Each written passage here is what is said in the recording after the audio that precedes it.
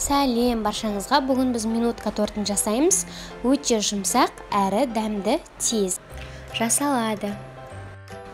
Ең бірінші ыдысымызға бір банка сгущенка салып, бір жұмыртқа салып, және де сода мен уксусты гасить етіп араластырамыз.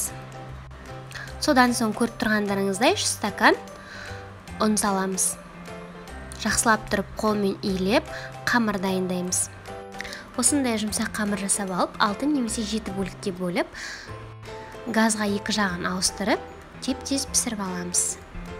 Жан жағындағы кесілген кеспелерін дайындап, ұнтақтап, бір тәрелкеге салып қоямыз.